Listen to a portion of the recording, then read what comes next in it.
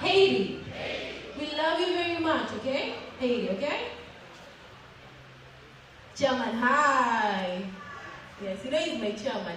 Okay, where is the video? Where are we recording? Which camera are we looking at? Where are we looking at? We are looking at Dida. We are looking at Dida. So Dida is here. Dida is over. I think Dida should come.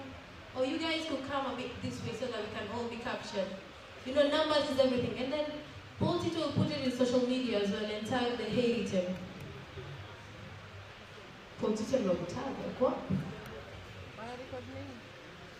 Yeah, we can come down here. I want it to be captured really nice. You know how your phones are really good. So we can come, we can have more people down here as well. Rehema, shuka chini mama. And the team that is up there, come down here. We have so much space. Yeah, tunawapenda sana Haiti. We love you very much, Haiti. So it's just a 2-second video. I know it's Haiti, right?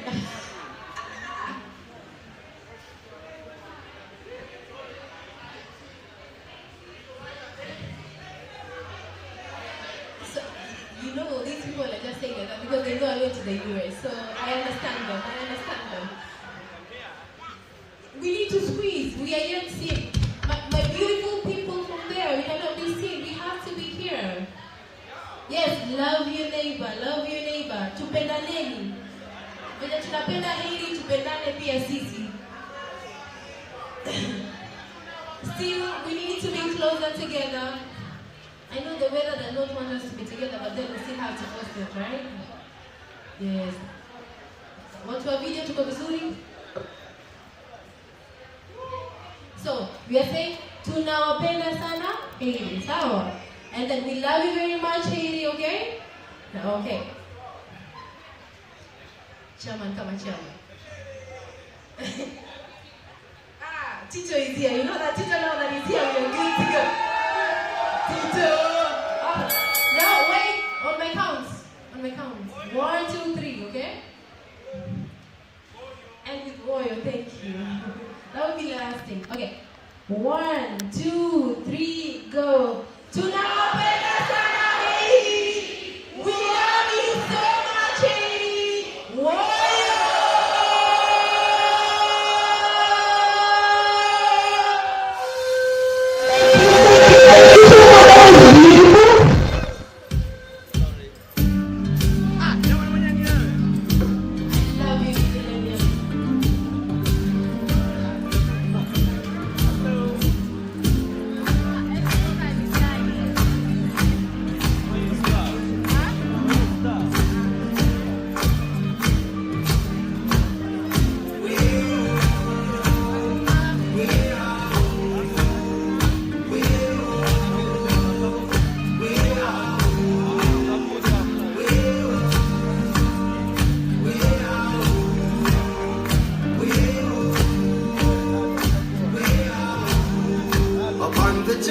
Brothers and bounce, brand and burn me just like a cow.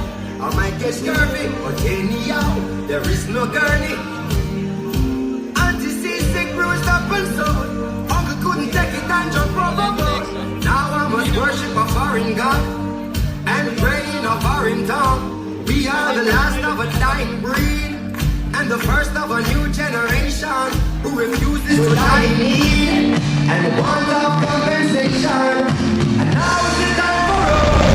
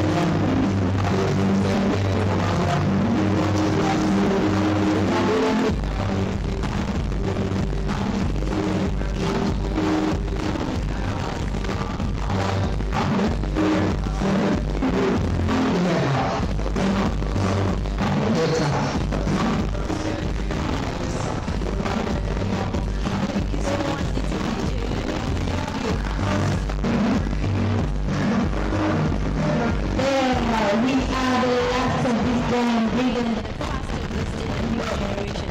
But this is the one that I want you guys to hear today as you're reflecting. This will be the last time that young people are going to be confiscated, we're going to be questioned, we're going to be done anything that is not of us. We're going to stand up, we're going to question, we're going to take power, we're going to take power, right? We're going to do it. And I want all of us as we are doing this,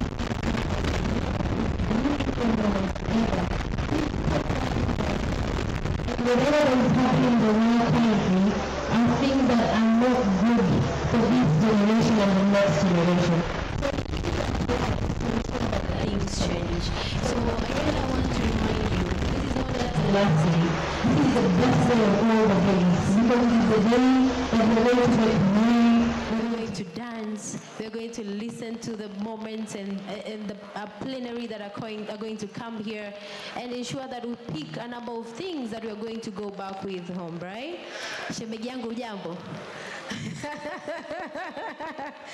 Thank you very much. Again, I want to welcome my beautiful co-MC to start us off of the word, and so that we can continue and ensure that we are in time. Welcome on board, my beautiful sister, Linda. Thank you very much. You can have mine. If you look at this person, she's coming beautiful for I taught you yesterday. It is nice to be at Swahili Pot Hub. It is wonderful to be at Swahili Pot Hub. So yesterday was just the first training. I'm a teacher, so I take things slowly. I go level by level. So today I'll say it is wonderful to be at Swahili Pot Hub. You respond, it is nice to be at Swahili Pot Hub. And then I say it is nice to be at Swahili Pot Hub. You respond, it is wonderful to be at Swahili Pot Hub. It is it is what? Okay, 1, 2, 3. It is nice. It is nice to be at Swahili Pot Hub. It is wonderful to be at Swahili Pot Hub. I love the energy. It is It is what? Okay, let's put our hands together as we welcome Jamie on stage to introduce the next plenary. Thanks, Linda. So several people have asked me if I was able to get out of bed today after I did that. I'm okay. And if you see me swimming a lot, I should reveal I'm a Canadian, so I do not do well in the heat. Don't worry, I won't faint, but that's my little personal revelation. It's so great to be opening this last day, and we are going to recognize the true stars of this event at the end of the day, but what I'd like to take a minute is actually to invite my global team up to recognize the amazing team that is behind a lot of the planning and work, and in fact, the support of this whole network. So I'll do it very quickly, but if everybody could come up when I call your name. So I'd like to start with the team at Aspen, Lauren Rosen, who is our partnership manager extraordinaire, raising the money with you, supporting you. Thank you, Laura. Come on up. We've got Gabriella. Where's Gabriella? If she could come up. Gabriella Carmo, who has done an amazing job with logistics coordination. We've got Bakhtaur. Where's Bakhtaur, who is doing our communications? Yeah, Bakhtaur. And now we've got the GDI team coming up. Cyrielle, our Director of Learning for the network. Thank you, Cyrielle. Amazing work. Anu, who's helping us expand throughout India with our partners. Thank you, Anu. Yambura, please come up. Yambura is our lead for data and technology. Jesus, who's our newest member who's joining to support the Latin American communities. Cindy, who is rejoining us after maternity leave to help us advance work in Africa. Gachobi, who's been a huge, I know, no introductions needed here. Thank you, Gachobi. Yes, I'm getting there. Alice, come on up. You all know Alice. My colleague Tim Cross, who's been leading an amazing piece of work on financial innovation, so you guys need to get to know Tim. And finally, the man who needs no introduction, Joel Miranda, the master of ceremonies of this whole event. Join me in thanking this team. They're really grateful to be here, but they've also done a lot of work and deserve the applause. Thank you so much, and thank you to all of you. All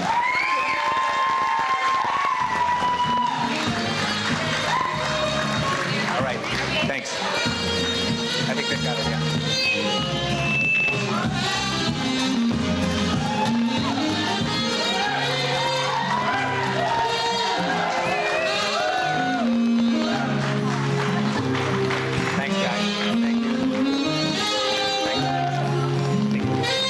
Okay, so we're going to kick off the next panel with in a minute, but I want to call up an old colleague and friend of mine, Pia, who is with us today because we're developing a new partnership with the International Youth Foundation that Pia works at and represents.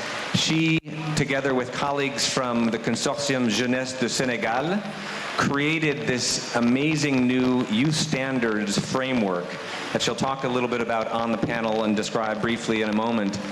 And I'll just say a word about why I think this is important. We all talk a lot about how we're trying to move from the tokenism that young people have experienced so often in these kinds of meetings or even in just work to support young people, that they're an afterthought, that after a program is designed, they're invited to comment on it or to participate in it, rather than really authentically bringing them in to co-create and think together about how to design work with them, to hear their aspirations and then have them lead the work forward. So that concept of authentic youth engagement is something that Joelle and our whole team and all of you, I know, seriously care about and are trying to model in your everyday work with our youth partners. And those words, partnership, authenticity, are at the heart of everything that we do, everything that our colleagues in the US do. And this new youth standards framework is actually trying to set a framework to establish clear criteria and standards for organizations that purport to support youth and work with youth in an authentic partnership manner, but maybe don't really know what that means and need to be held to account. So I'll let Pia describe it more, but we're thrilled to be signing on to this youth standards framework, and we'll work with IYF and other partners, I'm sure, in this room to really disseminate this so that more organizations, businesses, governments can adopt a really authentic youth engagement, youth partnership model, which hopefully will begin to be the new norm. But Pia, welcome, and say a few more words. Thank you, Jamie. And thank you, GOYN. It is an honor to be here with you in your fourth convening. The youth-friendly standards, as Jamie mentioned, offer a framework for all of us to understand what authentic youth engagement looks like. What is youth inclusion? We know that sometimes youth engagement means that an organization designs a program, holds a focus group, gets some feedback. That is youth engagement. And sometimes we know that youth engagement means that an organization has young people in positions of leadership where they have decision-making power. And young people are integrated across governance structures of an organization. Sometimes it looks like what your organizations do, what Swahili Pot Hub does. So we know what youth engagement is, but how do we signal it to others that live in our communities, live in the youth-friendly standards offer a way to explain and describe the level of authentic youth engagement that an organization does. And it's not just for INGOs or CSOs. The youth-friendly standards also offer a framework for others, governments, philanthropy, private sector, CSOs, to understand what we know about youth authentic engagement, the value that youth inclusion can deliver to any type of entity or institution that exists in our world. It offers a framework for organizations to practice youth engagement, to learn what it means, and to systematically include young people in governance structures, business practices, partnership, programming, products, and services. At the Youth-Friendly Standards, which Jamie mentioned, is a youth-led initiative coming out of Senegal. Where are our friends from Senegal? Woyo! Thank you, Senegal.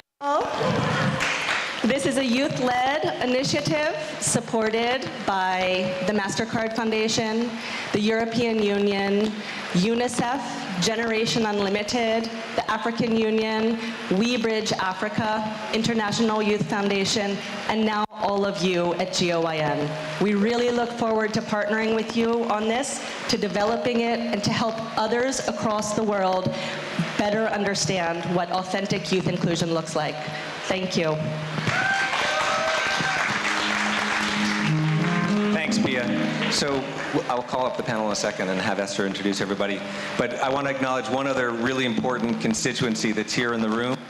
I've mentioned them a number of times. You all know that the work that we're doing today and going forward is based on 10 years plus of a network that has been built in the U.S. to support and partner in an authentic way with Opportunity Youth in the U.S. And I want to just call up very briefly and acknowledge my colleagues who came all the way from the United States and are part of the broader Aspen Forum for Community Solutions team and are here. Hopefully they're in the room. I see Jamil. Jamil, can you come on up, buddy? And we're going to acknowledge Jamil and Andrea, if Andrea's here, and Mike. Where's Mike? So these are all colleagues at Aspen supporting the U.S. work of Opportunity Youth, and we've got, we won't be able to we won't be able to invite all the Opportunity Youth leaders up, but maybe we can have you stand if you're part of the OY network in New Orleans, in Los Angeles, or the Opportunity Youth United Leadership Team. Thank you, Kim. Thank you, all of you. Yes, thank you, Frank. Frank is also a key colleague managing our work in New Mexico. Just acknowledge them, acknowledge the commitment that they've shown being with us this week, and we're going to continue to try to integrate these networks going forward. So thank you, guys. All right. Now we're going to kick off the first panel, and I think, Esther, can I call you up to introduce the panelists and get us kicked off with this morning's plenary? Thank you, Esther.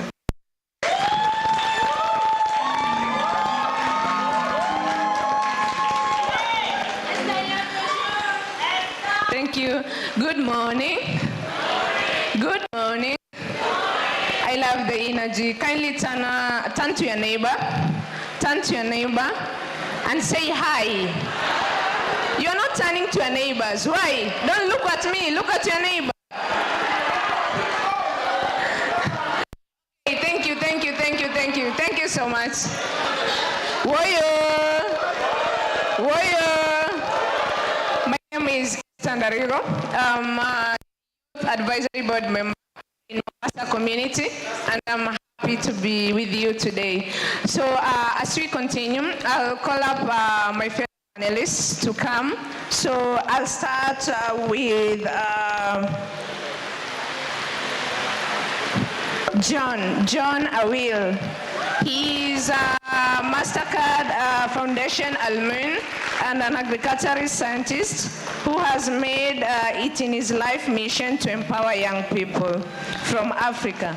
Welcome. Next on stage, we have Pia Sanders. He is a mission-driven leader, passionate about connecting people with opportunities that support them on their journey. She has 20 years experience in monitoring and evaluation and learning. Hope we'll learn a lot from her. Then next on stage we have Andrea Warner. He's a program associate in Aspen Institute, Forum for Community Solution. Welcome, Andrea. Then last but not least, my brother from another mother, Jamil Alexander.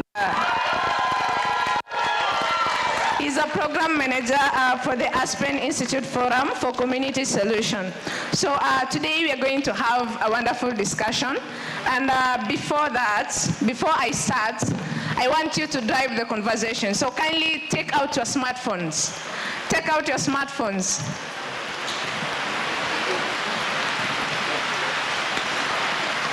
Okay, connected to Wi-Fi. We have free Wi-Fi here. Liquid, connected to Liquid. Are we good? Are we all there? At the back, are we all there? Okay, thank you.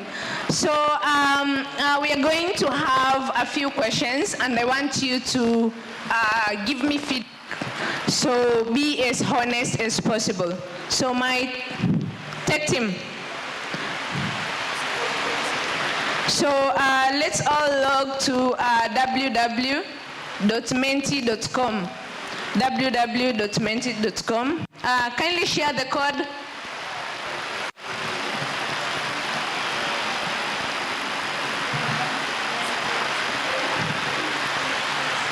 So the code is 81, passcode is 81, 89, 2500.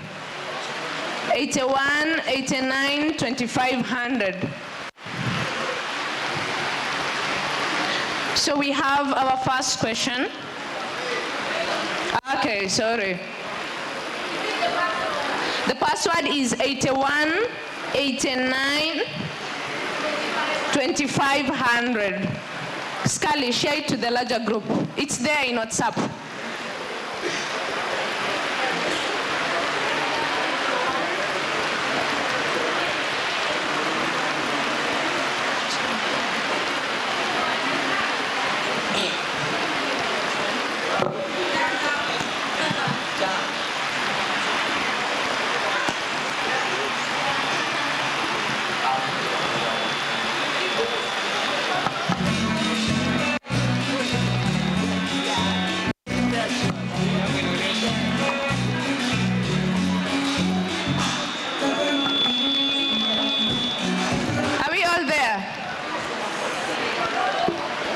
The code.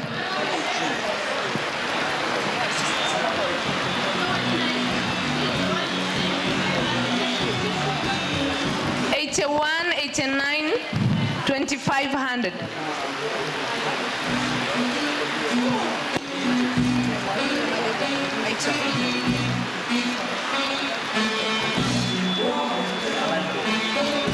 Mumeka code. Are we all there? So we have our first question.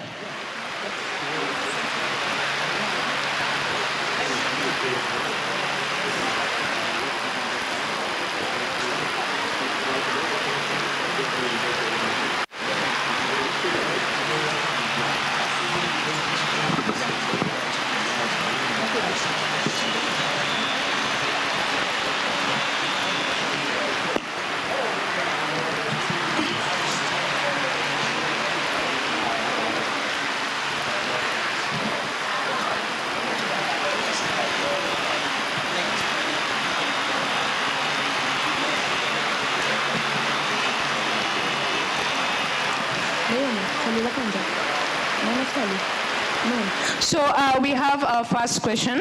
Kindly answer that question. Be as honest as possible, because it will be the one driving this conversation today.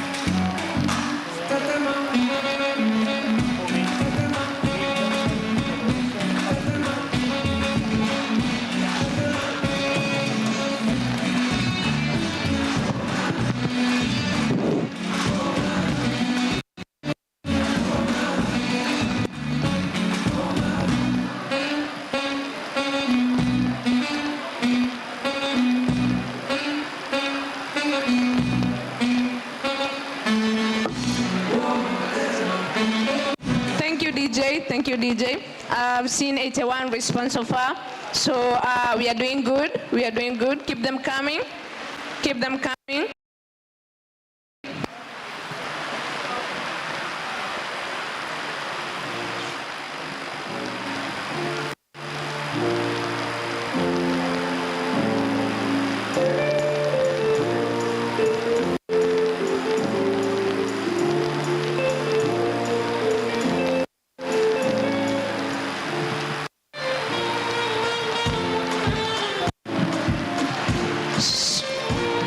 Oh, good. 226.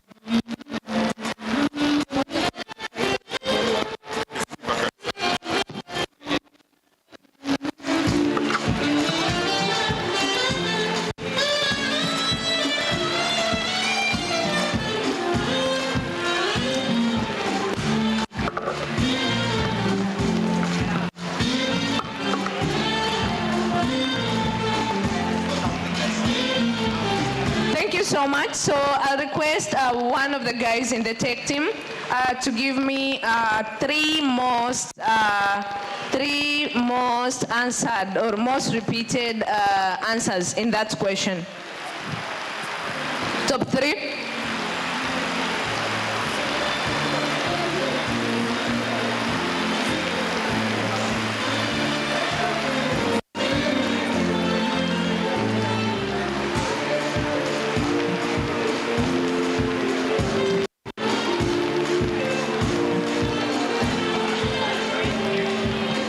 Okay, I'm seeing collaboration, and then I'm seeing transparency, and inclusion. So those, from my side, those are the most three repeated answers on how, on the qualities or approaches that can make youth-led initiatives successful. So I'll go to the second question, and I'll give it 2 minutes. 2 minutes. Let's go to the second question. How do you envision the role of youth in shaping the future, whether at local or global level? And what action can they take to drive change? 2 minutes. Let's make the responses flow.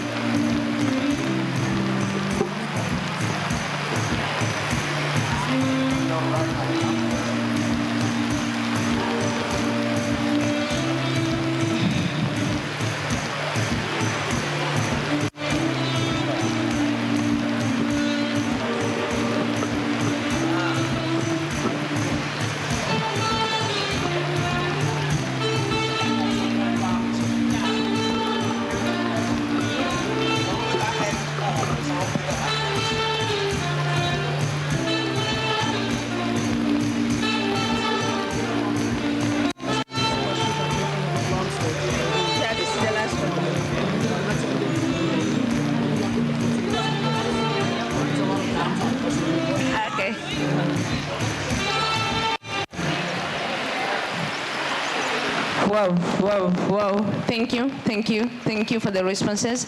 Kindly, someone to give me the top 3 from the tech team table. Top 3 answers for that question. Bana. Leadership. Leaders. Skills. Leadership, leaders, skills. Opportunity. So we'll go with leadership, skills, and opportunity. Kindly give yourself a clap. Clap for yourself. That was good. So today in our session, we are going to look on how our youth, or how we can intentionally have youth engagement and partnership to inform our Global Opportunity Youth Network design and implementation. And we are not leaving it there. We are also going to look at the critical role that opportunity youth in both in global exploration and piloting of strategies and implementation. So all this, we are going to look on how these local efforts are going to build a collaborative infrastructure. So I'm giving my panelists 1 minute. I need a mic here. 1 minute. So you just introduce yourself, who you are, 1 minute, and then you give it to the next person before I start asking you questions. So let me start with Johnny here, who is next to me. Okay, good morning. How are you guys? You know my name, right? Who doesn't know me? That means you are not here the last 2 days. Okay, my name is John Oyel Cholding. I'm a South Sudanese Kenyan. I said that because I live in South Sudan. I was born in South Sudan, lived there, and I stayed in Kenya for 15 years. You don't believe that. So I'm a South Sudanese Kenyan. I work for Earth University in Costa Rica. I've been there for the last 5 years. I coordinate the admission process for all the African continent, including the scholarship programs. Thank you very much. Thank you so much, John. For young people, not adults. Thank you, John. Let's go to Pia. Thank you. Good morning, everyone. I'm Pia Campbell. I'm with the International Youth Foundation, where I am the Director of Strategy and Technical Services. Also, I am here as an advisor to the Youth Friendly Standards Initiative, which we described this morning. It's a pleasure to be here. Thank you so much, Pia. Keep on clapping. Yeah, let's go to Andrea. All right. Waka, that is hello in Yupik. I'm Yupik Alaska Native. I am from the U.S. I am a program associate at Aspen Forum for Community Solutions Fresh Tracks, where we work on the healing power of the outdoors, leadership, and empowering youth. Campo!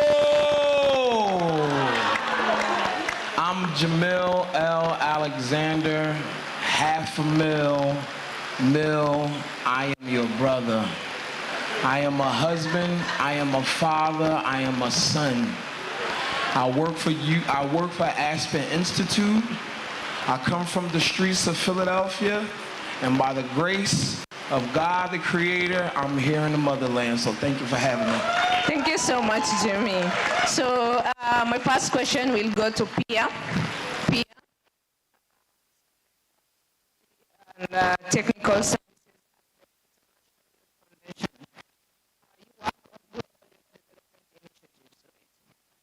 So how do you believe intentional youth engagement can be best informed the design and implementation of programs aimed at supporting young people at their journey to success? I'll give you 2 minutes for that. Thank you, Esther. We know that young people everywhere possess the dreams, the aspirations, the skills, the experience, and the potential to develop themselves and the world around them. At the International Youth Foundation, we create programming that's by, for, and with young people that connects them with opportunities to transform their lives. We've been around for 30 years, and for 30 years, we've practiced positive youth development. And at IYF, positive youth development means intentional youth inclusion. And it also includes working with systems to make them more youth responsive, That means responsive to the needs and the preferences of young people, and also more youth inclusive. Youth engagement needs to be intentional. We saw that. All of you said it needs to be intentional, and it needs to be authentic. There needs to be trust, and there needs to be positive relationships. There is not a one-size-fits-all solution to youth inclusion. And that's true at IOIF for the case of program design, implementation, and monitoring and evaluation. The purpose of youth inclusion matters. The context matters. We've heard this over the past 2 days. Context matters. The skills, the competencies, the experience, the preferences of young people that we are engaging in our programs matter. We need to be transparent and create a environment where there are clear expectations for young people, and there's the value to young people of participating is also very clear. In some cases, we see that it's appropriate to have adult-led solutions, sometimes youth-led, and sometimes youth-adult partnerships. And when we have youth-adult partnerships, we focus on the relationships, building trust. We mutually develop skills. That means developing the skills for adults to learn to listen, to learn how to be a youth ally, and in some cases, developing the skills of young people to lead, to make decisions, and to have that seat at the table. Thank you. Thank you so much, Pia. Why are you not clapping for her? Okay, thank you so much, my wonderful audience. So next, I'll direct a question to Mr. John. So John, you have successfully guided and supported over 50 young Africans, including 15 refugees on their educational journeys to Earth University, right? So how did intentional youth engagement play a role in their success? Okay, thank you very much for that question. I would like to, do you like stories? I would like to give you a small story of a young lady. So I went in 2021, I went to Rwanda. And so a friend of mine invited me, who was an NGO, to go and talk to young people on how they can access opportunities. So outside the office, there is a slum. It's called Banyahe in Rwanda. So after I had a meeting, like 2 days, talking to young people, helping them apply at different universities, I said, can I go to the slums? I want to go there. So we just walked, and inside, it's like this roof, right? Completely flat. Inside are small tunnels of dirty and all stuff. People just looking at each other, drinking and doing all stuff. Then I was at the corner from a young lady called Solange Chingavire. So I called her, Solange, come. She was a young girl, small. So Solange, what's your name? She said, my name is Solange. I said, what are you doing here? She said, I am from DRC Congo. I'm a refugee from DRC Congo. I said, Solange, what have you achieved so far? She said, John, I finished high school. I said, and what do you want to do? She said, I want to go to university. I said, why? She said, John, no one believed up to now, for the years, almost 15 years, no one from these slums has ever finished high school and has ever gone to university. Okay? Solange told me. I said, okay. I said, Solange, check my number, applied, let's see how far you can go. Guess what? Out of 1,000 applicants from Africa, Solange was among the 20 best picked and won a full scholarship, okay? Won a full scholarship, and she went to Costa Rica. As we speak now, Solange is in the US doing an internship, okay, from a slum. To me, that is what is called intentional engagement. And let me explain that. How is that intentional? Look, when you're intentional in how you address young people, okay, what you understand is that any young person that you meet, what they have done despite all the odds, they have been persistent, very persistent, okay? And that it helps you define what resilience is for young people. It's when opportunity meets any person that has been persistent. That's what resilience is for young people. Okay, so an engagement is always intentional, but at the same time, it's giving an opportunity to somebody who has been waiting for it without giving up. Thank you. Thank you so much, John. Wow, wonderful. Okay, to Andrea. you have been involved in promoting youth voices as a youth leader. And how can youth engagement and partnership efforts like this help and inform, influence intentional discussions and policies regarding social and environmental challenges? Yeah, okay. To starters, I am a young person. I am 24. I want to note that as a young person who is in the work and part of the change, I promote the work and I also help create programs to support my fellow peers. One thing that I've learned is young people have the knowledge and the skills to identify the problems, but they also have the knowledge to solve the problems. And so you need to be behind the work to get the work done. So for example, I'm a part of Fresh Tracks. We have a program that we partner with called NICALC. It's Native Youth Climate Adaptation Leadership Congress. And so we look at environmental challenges and climate change in the Indigenous community. We mentor college-age students and give them facilitation tools so then they can peer-to-peer mentor 100 high school tribal, Native, Indigenous youth to solve questions like, what is the intergenerational approach to climate change? And guess what? High schoolers have the answers. Us as adult allies are supposed to give them a seat, but a voice, and the resources that they need. Youth have answers. It is our job to give them resources. Wonderful, wonderful, wonderful, wonderful. To my brother Jamil. As a program manager for the Aspen Institute for Forum for Community Solution, you are focused on youth-led change strategies.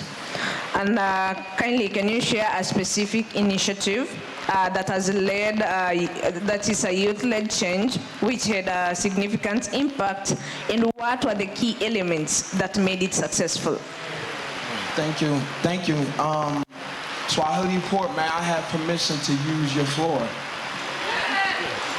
Young people, may I have your permission to speak my truth in power?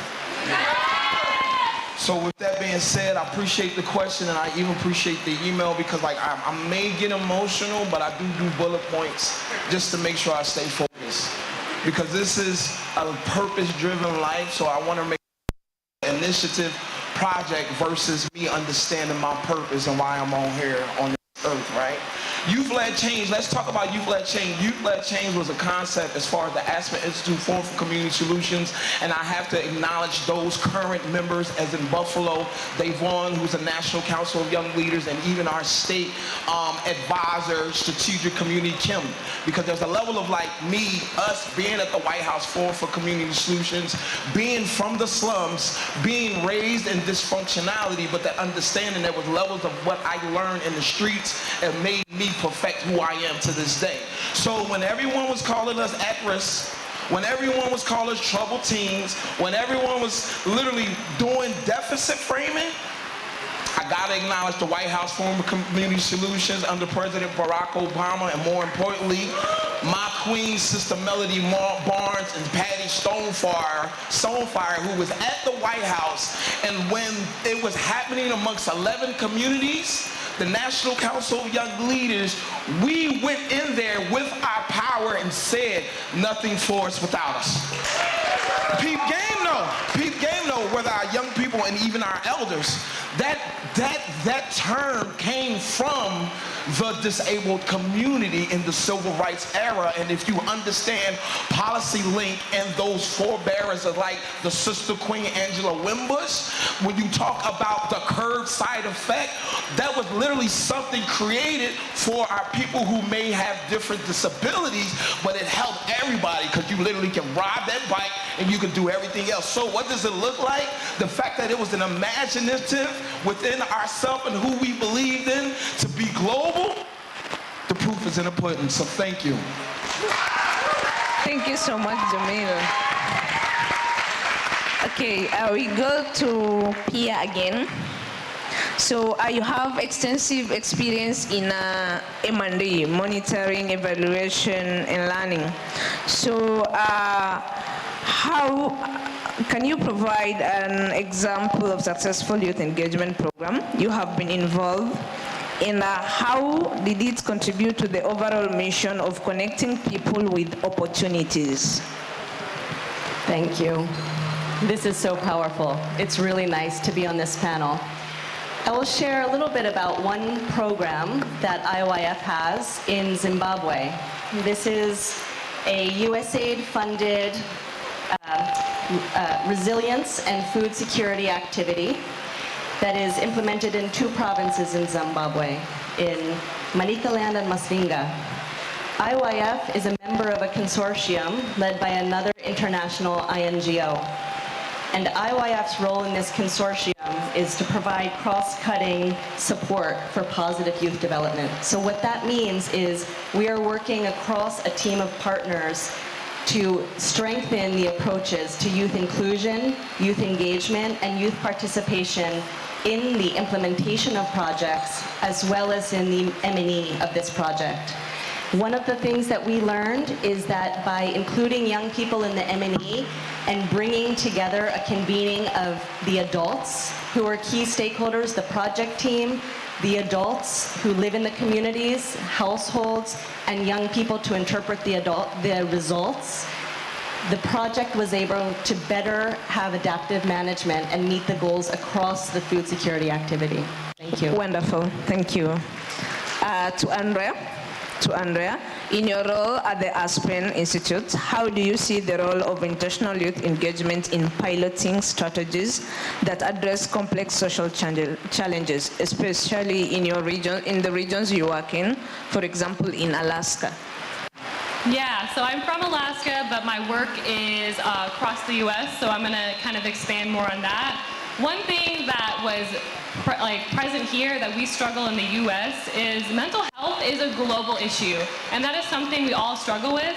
And so I'm going to give a little backstory about a project that we have. In 2019, Fresh Track's partners, allies, organizations came together to address youth and young adult well-being.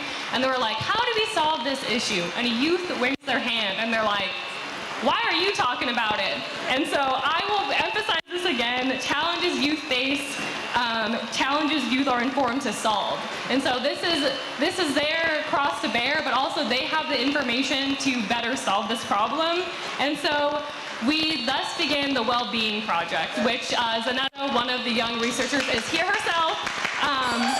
But this project is a youth and young adult partnership, but research is led by the youth in their own communities, and it's informed by youth. And so, like one of the quotes from my colleagues, Nanette, I wish she was here, those who have the data have the power, and youth in their communities, Black expressions of well-being, Latina Bienestar, Alaska Native, and American Indian, did research to define well-being, but also collect data on themselves.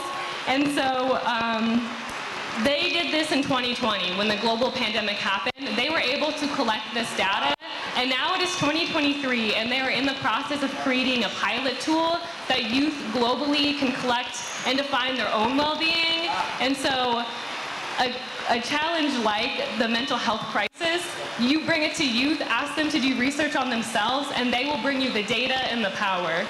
Thank you so much, Andrea. Youth-led research. Youth power! Youth power! You say power, youth power! Yeah, thank you so much. So to John, as an agricultural scientist, what innovative strategies or approaches have you explored in empowering young people to address socio-economic issues in Africa and marginalized communities? Okay, thank you very much for that question. Actually, some of you don't know, I'm a scientist. I'm a agricultural scientist. I study agricultural science, and I have a master's in project management, in agile, actually. So one thing that I do most of the time is I'm going to answer that question based on what we discussed with Kim in the morning. I had a different answer, but she asked me a very nice question. She said, John, which sector has an immediate solution for young people? For example, you're going to be a doctor. It's going to take you almost 6-7 years to study, right? You're going to be an engineer. You're going to take you 5. Tech is a hard industry to go into. Which one, as young people, from what we're seeing right now, which sector gives us that chance to implement immediate solution as we for a long time? I said, agriculture. Why? I'll give you that reason. If you are, for example, if you're a tech, okay, let's say you've gone to computer science, then no jobs. Yes. What happened? You can use your tech idea to develop an app that can be used to market agricultural products, okay? For example, Lamborghini, they're developing tractors for what? To farm, right? You see, agriculture is driving any other sector into providing immediate solutions. So what have I done most of the times? For example, a good example I'll give, I like stories. 3 months ago, I went to USIU University to give a talk, and then 5 students from Nyandarua County, you guys know Nyandarua, for those from Kenya? They said, John, there is a chain in KFC. They want to buy the potato in Kenya.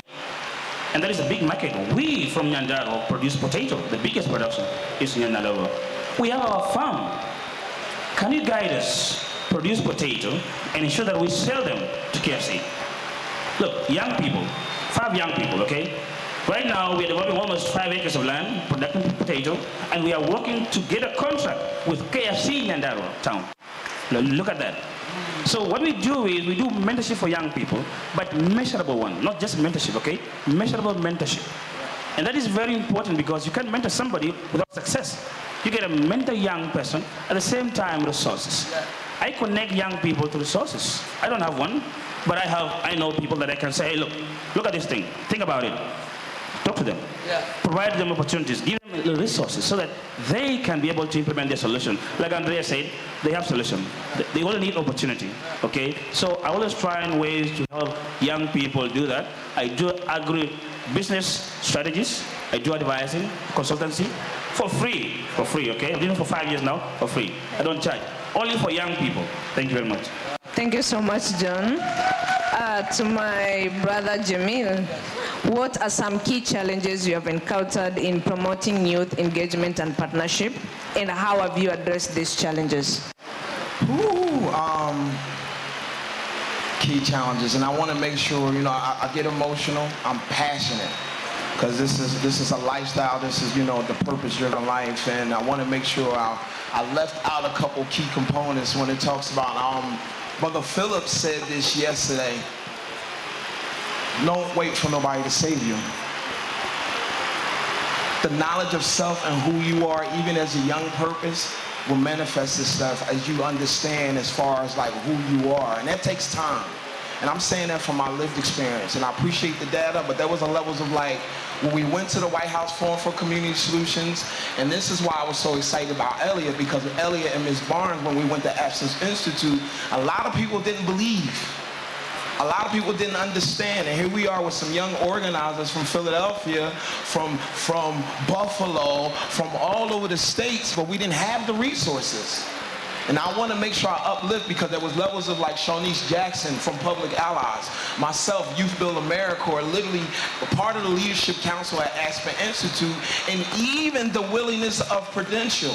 And this is me understanding Sarah, and even understanding the FSG component as far as corporate America, understanding how we need to work together as a collective. But the young people needed these resources. We demand for these young people, my role right now is supportive to make sure these young people get paid just as much as any other funder and anybody else. Because you are the expert in your own decisions. You are the solution that this world needs. So as you show up in your gifts, be patient with yourself, because there's a level of what I do now, much respect to Sister Mo, my sister Queen supervisor, and the big homie Steve Patrick. They was patient with me as I grew up through this movement. They were patient with me, and I honor that. And the best thing that happened with me was being a young father and a husband, because the generational trauma that I went through, I did not understand why I was homeless. I did not understand why I literally had to sleep on my stomach, because the fact that I didn't have nothing to eat. Why did my parents put me through this? And it was the level of things that I had to understand, and the knowledge of self, because just like the Beach Boys back on here in Mombasa, I was the street hustler. I would buy water from Walmart. I would buy Skittles and Snickers from Pathmark for 15 cents a buck and sell them for $1 on Roosevelt Boulevard.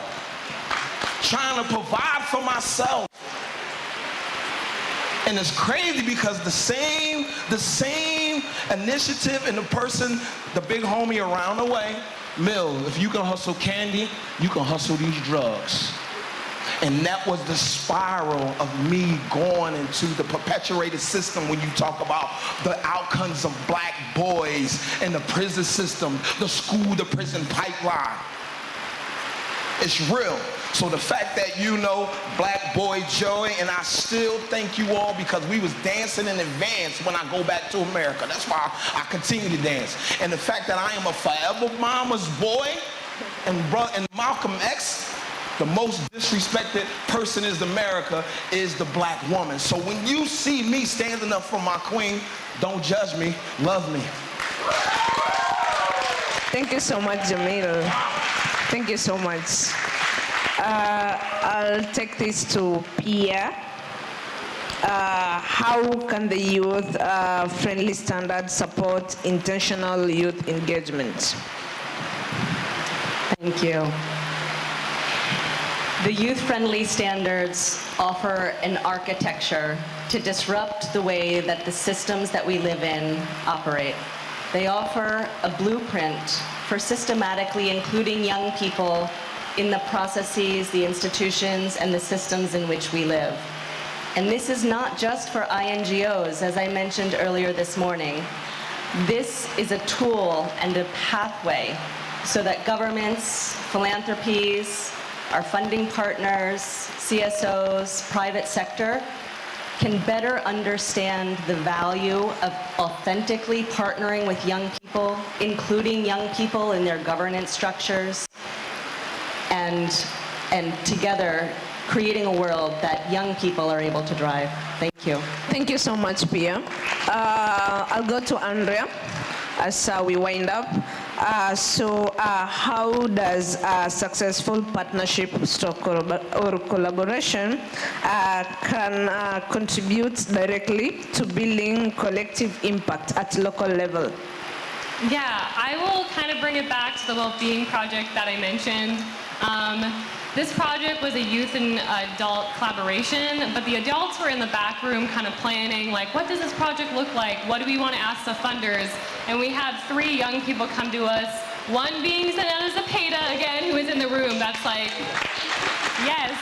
When you talk about this project, when you plan for this project, we want to be in the room with you. We want to be a part of the planning. And so because of them, we could truly say that we are youth informed because they have an equal voice at the table. But we didn't just say, like, come to the meetings for free. We hired them as consultants. We paid them for their work. And because of them, we are youth-led, but the impact they created, not only locally, but like across the US and Canada, has been so great. Wonderful, wonderful, wonderful. A round of applause to my panelists. Before they get seated, I'll take 2 questions from the audience. And kindly direct your question. Whom are you asking, or whom do you want to answer? I have one there. Another one? I only need 2 hands. I have 1, 2. Thank you so much.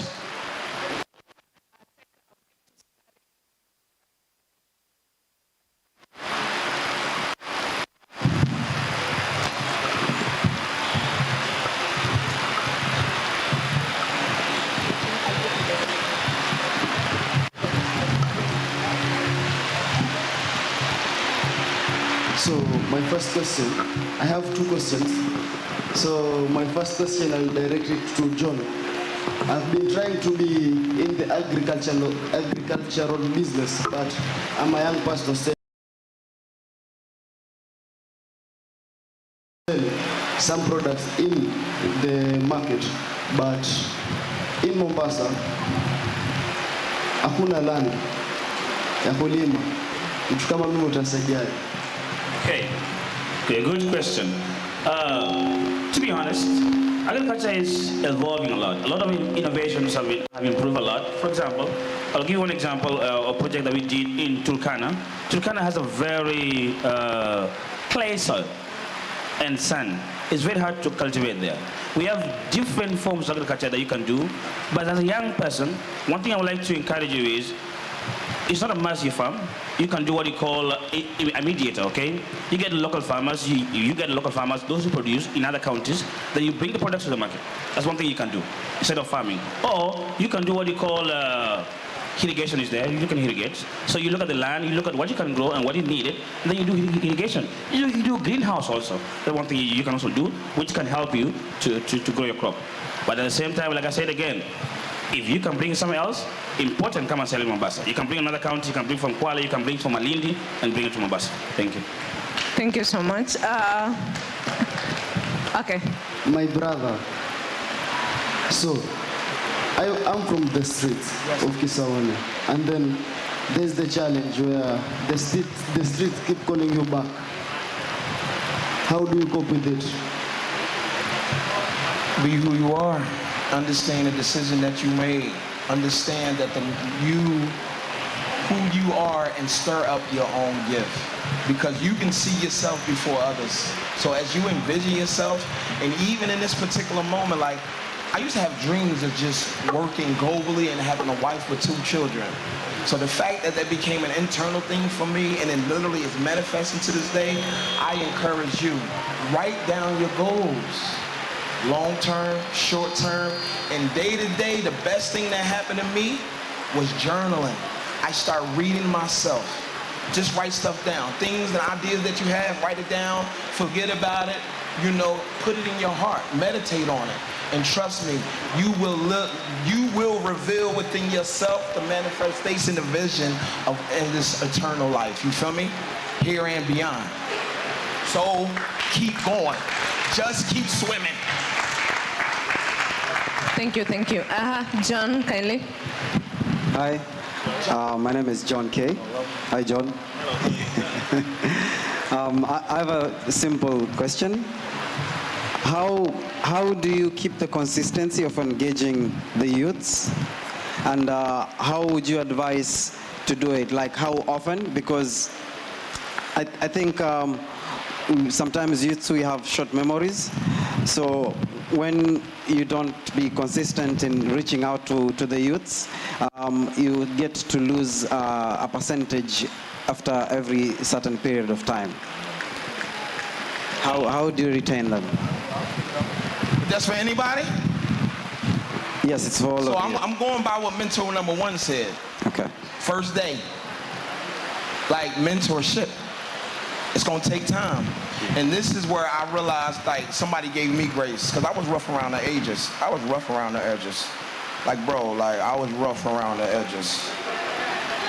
So the fact that I'm blessed to grow in this is what I'm saying. I even acknowledge my supervisors in a way where, whether it be Steve and Mo, but then even as the Forum family and we have grown, I get to learn from others. So why not have the young people access to that equitable engagement? Because people, it's to me, for me, it's not a job. This is a lifestyle. Because to whom much is given, much is required. And the fact that someone gave me grace, I have to extend it. No matter how privileged I know I am, and I respect Brother John, because when we came here, I know I'm from America. I walk here and I tread slowly on the motherland because I'm honored to be in this space. So just like we grow, the next thing you know, it's 10 years past, 5 year celebration with GOYN, and it's like day-to-day grind. Thank you. I just had that one question. If I can get also maybe some points from the rest. Is that possible?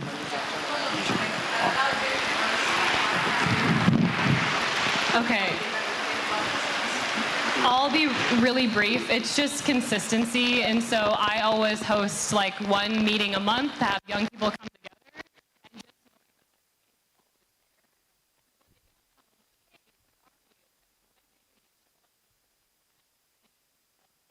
Having that space for them.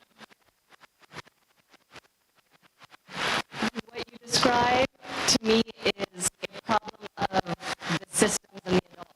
It's not an issue of the young person of not remembering. All of us need to do a better job of setting clear expectations and roles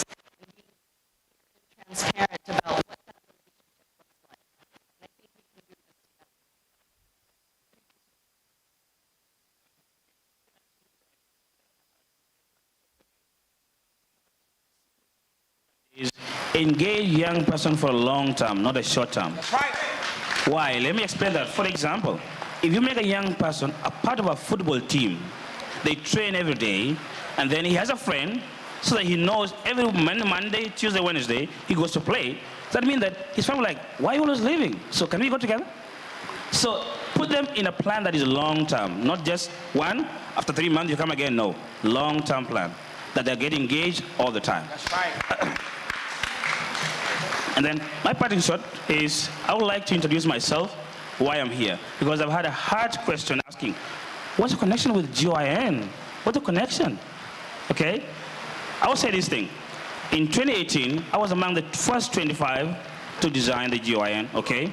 And it was, I never imagined. Yesterday, it's almost 5 years, I almost cried because when we left, we have a group of caring adults. Tim is there. I can see Tim. Joel, at that time, he was a young adult. We were there. You were there, right? And the idea was that caring adult came, put us in the group, talk to us. What's the problem? We had 2 days of complaining. The fourth day, okay, what do you think is the solution? Again, oh, this is what we want, this is what blah, blah, blah. Despite any geographical location, a young person is a young person. Be it from Mombasa, be it from Colombia, we face the same problems everywhere. The difference is, solutions are different. What works in Mombasa doesn't work in Colombia. What works in Colombia doesn't work in Bogota. Okay? What works in Bogota doesn't work in Brazil, Sao Paulo. Now, as a young person, anywhere you go, make sure you are seen, your voice is heard, and never give up on pushing for an action. And as an adult, caring adults, if you have seen a young person, you have heard them, take an action. Thank you.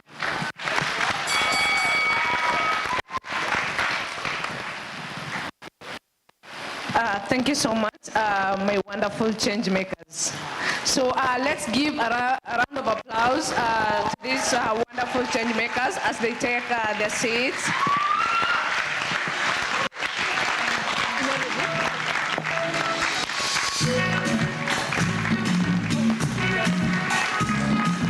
Engage young people long term, and that was it. Long term it is, nothing but long term we want. Thank you very much.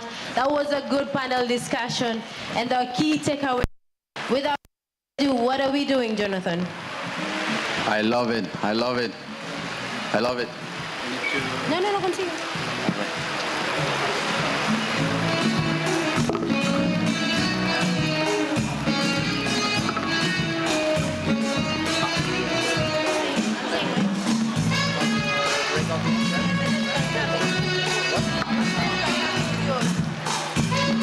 Thank you so much, DJ Lenium. We are going now to the breakout session. That was a held one-over plenary session, and I hope you took key takeaways, key important takeaways that we'll forever have with us. So on our breakout sessions, again, we have 3 breakout sessions. One will be happening here, which is what we did yesterday, part 2 of it. That is learning to discern part 2. Again, we'll be building resilience by empowering those who engage with media like myself and information to navigate in a safe way. Safe, responsible, healthy, and empathy-driven way. That will be done by IREX. Again, there were statistics that were shared here before I call on board Jonathan. The statistics say that we have 167 million videos on TikTok that go per minute. Those statistics were for me, were unbelievable. And the number of the photos that are taken per minute, you'd wonder. So for those of us that are interested in issues media and how we can navigate safely, this is your place to be. We continue with part 2 of it. Jonathan.